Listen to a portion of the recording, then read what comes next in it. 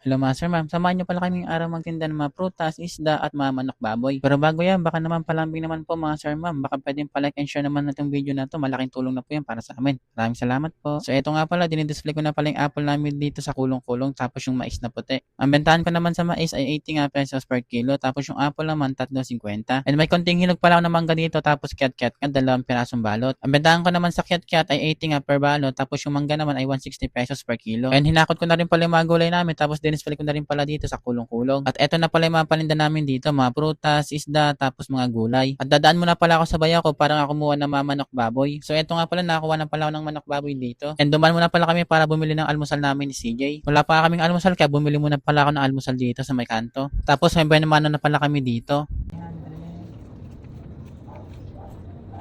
Ako na, sakto.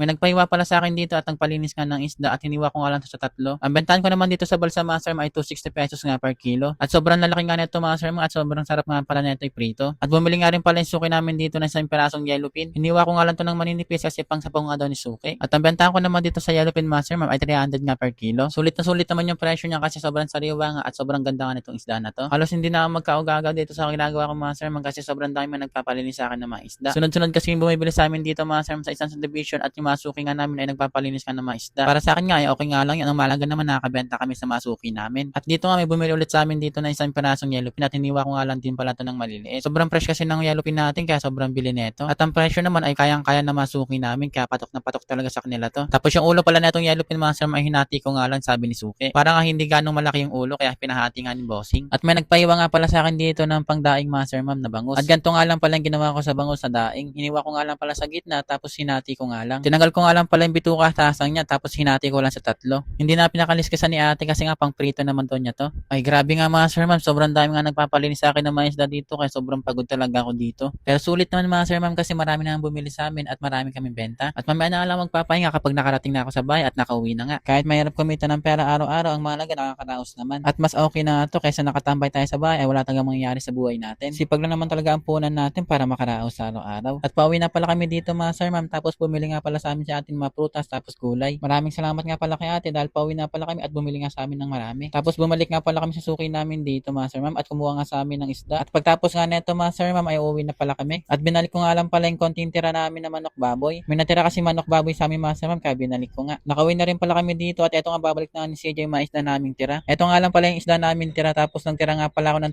3 tilapia pang ulam namin. At may manok pa kami mga sir ma'am ay ulam na lang namin sa next na araw. Medyo matumal nga yung karne natin pero ayos nga lang yun mga sir ma'am. So paano ba yan? Hanggang dito na lang muna. Hanggang sa muli. Paalam!